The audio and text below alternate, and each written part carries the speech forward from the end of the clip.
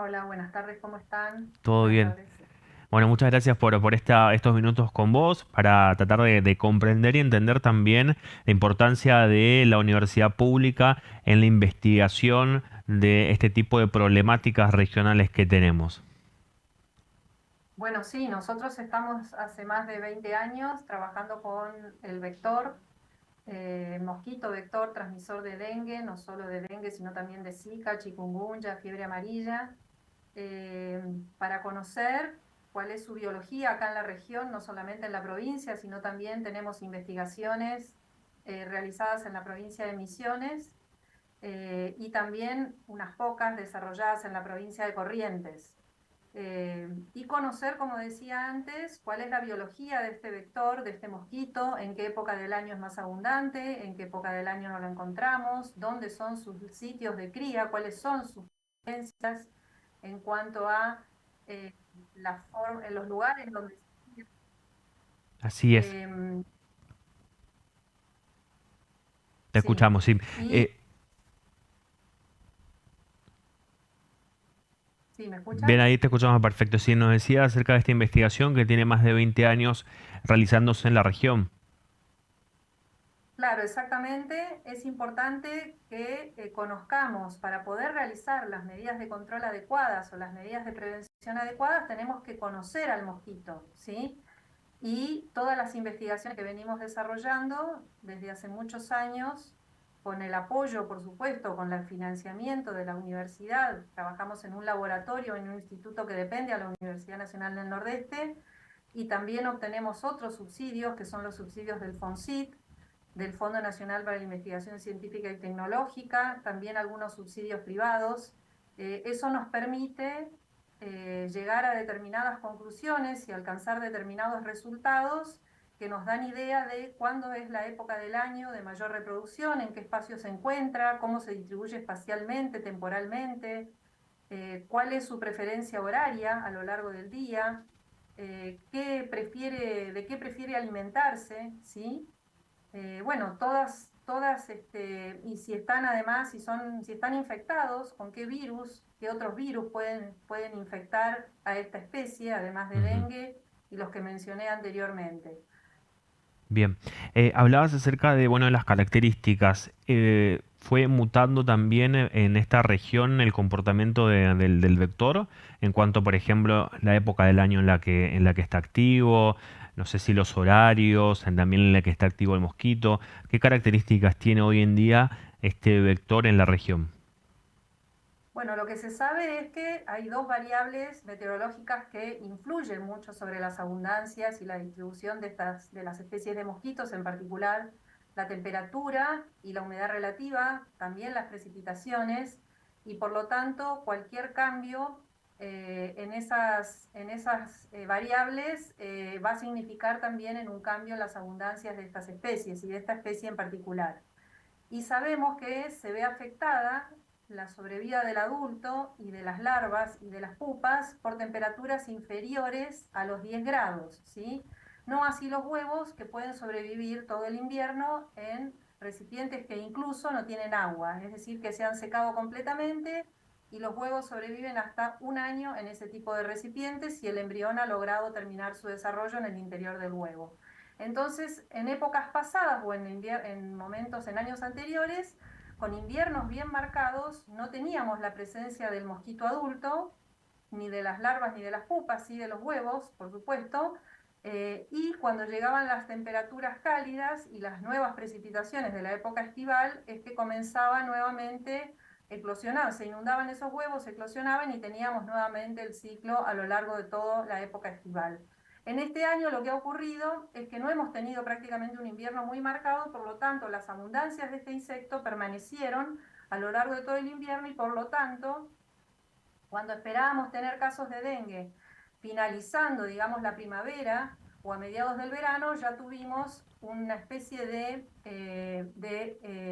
casos de dengue que se adelantaron en el tiempo.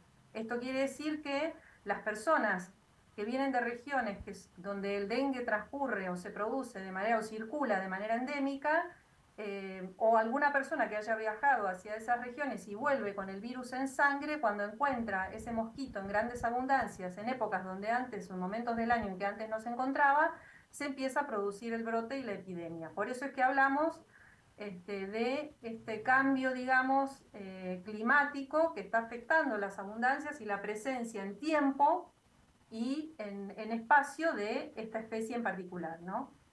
Bien. ¿En qué momento del día podemos ser víctimas de ser picados por este mosquito? Bueno, no me gustaría decir que somos víctimas, ¿sí? Porque es un insecto, un animal que requiere de alimentación.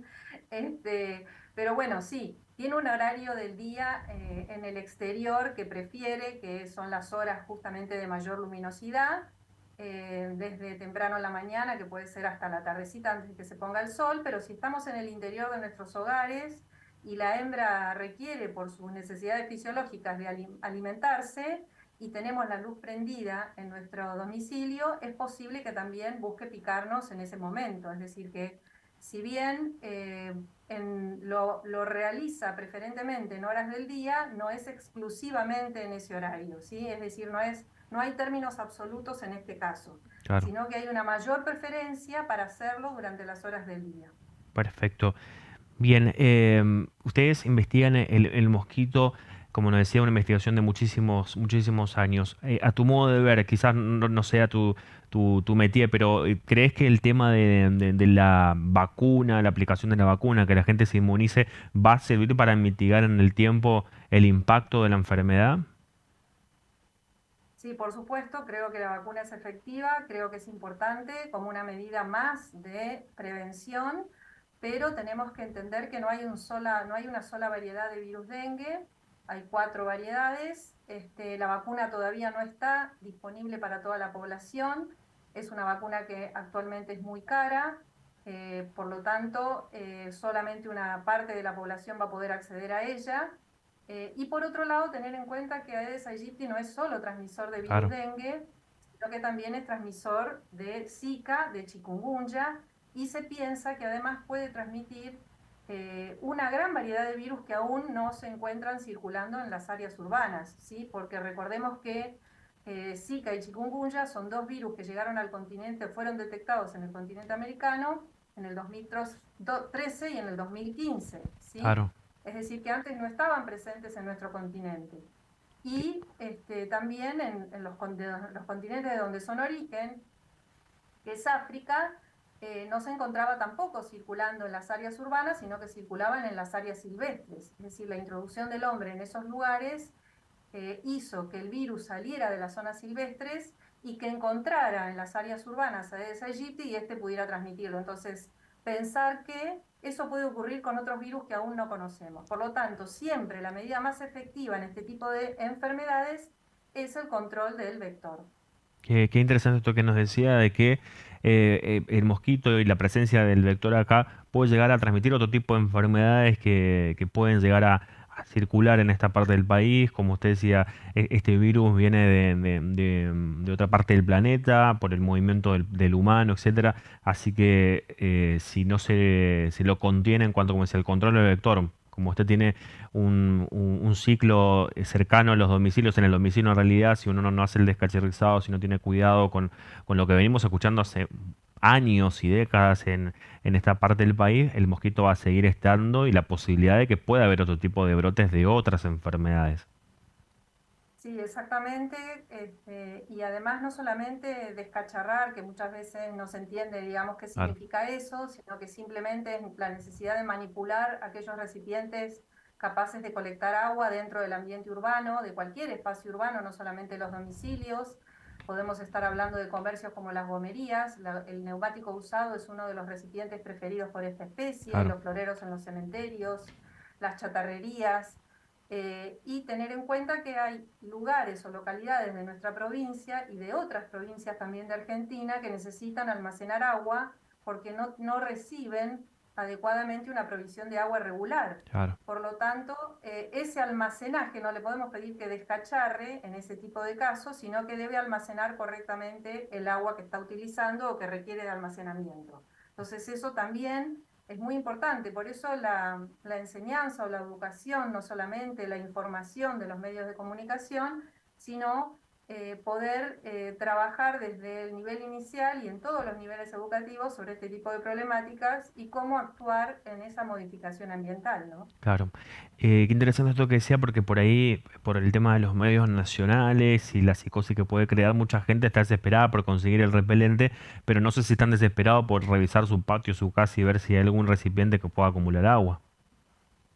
Sí, generalmente es lo que ocurre porque en la mayor parte de los casos uno se infecta en el domicilio. Claro, Es decir, que el mosquito del cual recibió el virus estaba en su casa o por lo menos en la manzana. Si no claro, estaba en mi domicilio, estaba en mi manzana. Entonces, de la casa del vecino claro, pudo haber, digamos, llegado hasta mi domicilio y allí encontró alimento porque en su momento puede haber algún domicilio abandonado, pero no más que eso, es decir, no va a recorrer muchos kilómetros ni muchos metros para buscar alimento, ¿no? Lo encuentra en las manzanas, en el domicilio de cada uno. Y esos son los lugares donde generalmente uno se infecta. Entonces, la importancia que vos decías, además de poder cuidarse, de evitar la picadura, la importancia que tiene el control de los criaderos, o la eliminación de los claro. mismos, o el cuidado de los mismos, o el adecuado manejo de los mismos, ¿no? Por eso es importante que estas campañas no se realicen solamente en el momento en el que tenemos la mayor abundancia del vector, por lo menos en su etapa o estado adulto, que es este momento, la época estival, sino en el invierno, donde vamos a encontrar los huevos que están adheridos a la cara interna de los recipientes artificiales, y entonces es el momento de mayor debilidad del insecto, donde no va a haber adultos porque las temperaturas los Claro. afectan, donde no vamos a tener larvas porque también afectan las temperaturas bajas del agua a las larvas y las pupas, pero sí vamos a tener los huevos. Entonces es importante que podamos trabajar sobre eso, raspando las paredes de esos recipientes, limpiando, guardando, y así vamos a tener en la época estival menos mosquitos adultos posibles, digamos, que puedan transmitirnos el virus.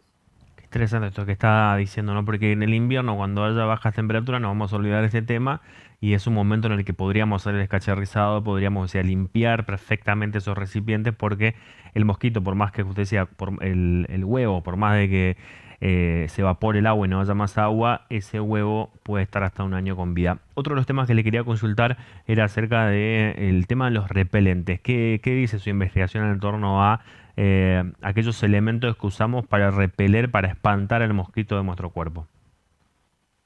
Sí, bueno, los repelentes que tienen el principio activo que es dietiltoluamina, que es el DEET, son los mejores repelentes, están comprobados científicamente que eso es lo que tenemos que usar y es lo más efectivo. Es decir, eso lo que va a variar en los distintos repelentes es el porcentaje de ese principio activo. Que lo que hace el repelente es evitar que el mosquito se acerque, eh, es decir, no mata al mosquito, eso hay que tener en cuenta, sino que evita que se acerque para picarnos.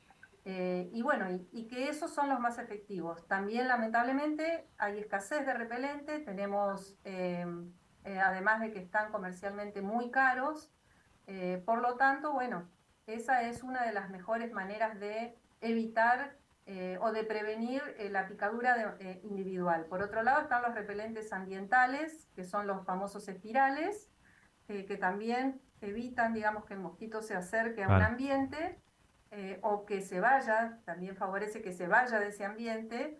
Y después los insecticidas caseros, ¿no? Que los aerosoles que nosotros podemos utilizar que derriban al insecto. Ese sí lo mata al Claro. derribarlo y al tocar. Y la fumigación que uno ve por allí en la calle, que autos del Ministerio de Salud o camionetas en realidad del Ministerio de Salud o de los municipios realizan esa fumigación espacial, ¿sirve también o no? Bueno, la fumigación solamente va a ser efectiva si esa nube, ¿sí?, de insecticida toca al mosquito, porque no es un adulticida o insecticida que tenga poder residual. Es Ujú. decir, ese insecticida puede quedar en una superficie y el mosquito después se apoya y no lo va a matar. Es decir, el insecticida necesita la gota de insecticida tocar al mosquito adulto para poder derribarlo y matarlo. Ujú. Entonces, si nosotros hacemos esas fumigaciones con todas las puertas y ventanas de nuestros domicilios cerradas, porque no queremos que entre el insecticida a nuestro domicilio, y no va a ser muy efectivo porque el mosquito está dentro de nuestro Claro. domicilio.